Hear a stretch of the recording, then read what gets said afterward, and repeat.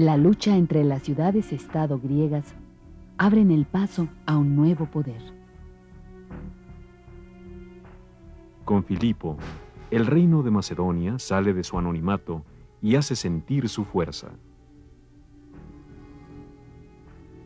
Su hijo, Alejandro, con sus conquistas, forja el más grande de los imperios hasta entonces conocidos. Las conquistas de Alejandro Magno difunden la cultura griega y el oriente se heleniza. El caballo es uno de esos animales en los que se conjuga armoniosamente muchas cualidades: señorío, fuerza, resistencia, gracia y lealtad. Ha habido casos en los que el caballo y su jinete logran tal identificación que parecieran formar un solo ser.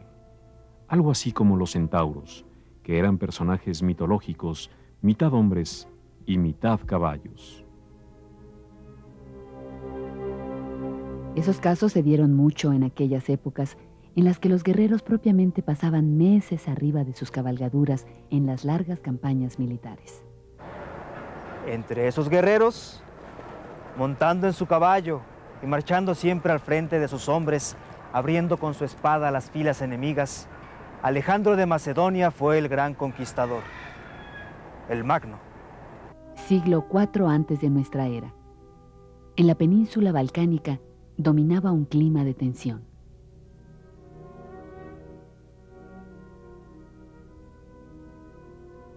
Las constantes guerras entre las ciudades-estado griegas las debilitó a tal grado que ya no volverían a recuperarse.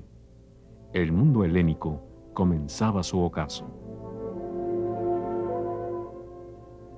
Esparta, después de vencer a Atenas, comenzó a hostigar a Tebas, su antigua aliada. De nuevo, la guerra. La lucha se hizo inevitable. E inevitable también fueron las consecuencias de la rivalidad que siempre había existido entre las ciudades-estado griegas. En el norte de la península de los Balcanes, el reino de Macedonia aprovecharía la división y el debilitamiento de sus admirados vecinos, los griegos. Macedonia salía de su anonimato para convertirse en el gran imperio. El macedonio era un pueblo emparentado con el griego, pero cuya cultura se quedó estancada, lo que fue motivo de desprecio. Para los griegos, sus vecinos del norte eran solo bárbaros, campesinos y pastores, o rudos cazadores que seguían viviendo gobernados por un monarca. Pero con esa condición rústica de su pueblo, Filipo, rey de Macedonia, hacia mediados del siglo IV antes de nuestra era, forjó un poderoso y disciplinado ejército con el que planeaba expandir su reino. De acuerdo a sus planes, Filipo se encargó de fomentar las rivalidades entre los griegos. Después, para sostener sus campañas militares, se apoderó de las minas de oro y plata de Tracia. Lo siguiente era abrirse paso al mar, contar con una flota para vencer a Atenas. Los planes de Filipo se coronaron con el éxito al derrotar a los atenienses en una lucha en la que su hijo Alejandro, de solo 18 años de edad, reveló el genio militar y el arrojo temerario en la batalla que lo caracterizó. Con esa victoria, Filipo extendió su poder a las ciudades-estado de la Grecia continental, exceptuando a Esparta.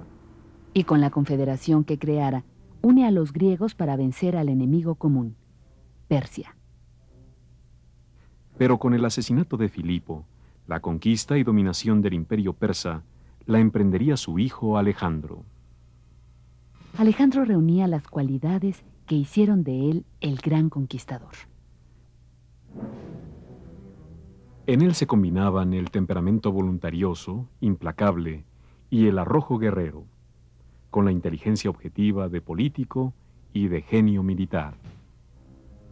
Junto a esas cualidades, contrastaba el refinamiento de la cultura helénica que recibiera del célebre filósofo griego Aristóteles. Con la muerte de su padre, Alejandro, que contaba ya con 20 años de edad, tuvo que imponer y demostrar su autoridad. Eliminó a sus adversarios y acabó con las rebeliones de los tebanos y los atenienses. A la ciudad de Tebas la destruyó, pero Atenas, a la que siempre admiró, le concedió la paz. Con ello, Alejandro restableció el dominio macedonio y preparó su campaña para conquistar Persia.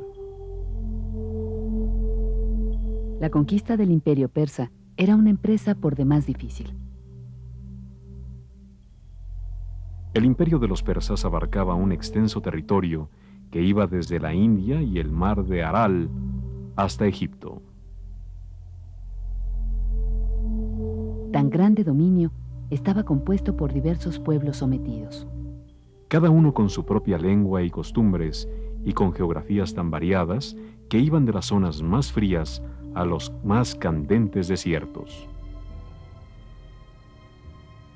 Formando parte de aquel imperio, los pueblos sometidos contribuían con tropas, lo que originaba la superioridad numérica de los ejércitos persas.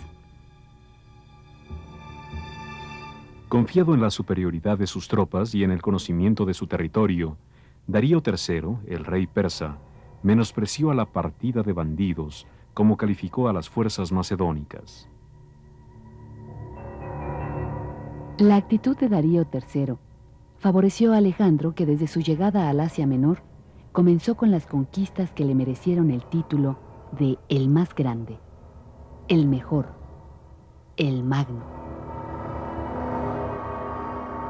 Alejandro Magno compensó la superioridad numérica del enemigo y el desconocimiento del territorio con mejores estrategias, los ataques rápidos y la movilidad de sus tropas, que se desplazaban con facilidad a donde fuese necesario. Las victorias de Alejandro fueron contundentes y una a una fueron cayendo las ciudades y capitales persas en una campaña que duró 3 años. Pero el afán de conquista y de poder impulsaron al Magno a continuar su campaña, y en el año 327 antes de nuestra era se interna en la India, en donde somete a uno de sus reinos. En la India también se propagó el fenómeno cultural helenista. De manera que la cultura de este milenario país se nutrió con la ciencia y el arte de Grecia.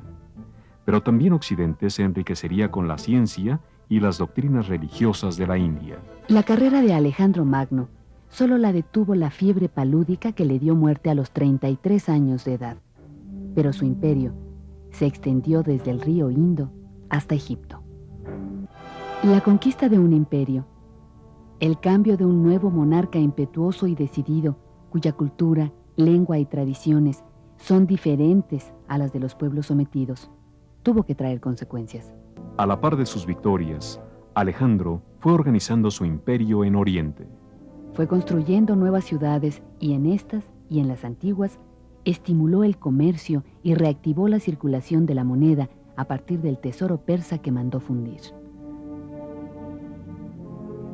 El Magno, además de militar y político, era un hombre refinado, admirador de la cultura griega que propagó por su imperio. Alejandro apoyó con grandes sumas de dinero el estudio y la investigación científica, así como el desarrollo de las artes y, por supuesto, la construcción de bibliotecas. La conquista de territorios entonces remotos aportaron datos que fueron de gran utilidad a los sabios de Occidente, quienes tuvieron así noticias de especies animales y vegetales hasta entonces desconocidos, o de ríos y montañas que enriquecieron la geografía o la historia con el descubrimiento de otros pueblos. Alejandro Magno unió a Oriente y a Occidente. Para que algo sobreviva, tiene que evolucionar, sufrir cambios. Y eso sucedió con la cultura griega bajo el imperio de Alejandro Magno. En el arte escultórico hubo cambios significativos. En el arte griego o helénico se trataba de expresar el ideal de la belleza y de la perfección. Mientras que en el arte helenista, la tendencia fue expresar las pasiones, el dolor o el sufrimiento. Se deseó atrapar el momento, la realidad del hombre. Pero cualquiera que haya sido la tendencia, pensadores y artistas aceptaron la cultura de Grecia, se helenizaron y sus valores estéticos siguieron influyendo siglos después. En las estepas del Asia, pareciera que oímos todavía el espíritu del Magno cabalgando al frente de sus ejércitos, cuando el viento arremolina estas arenas.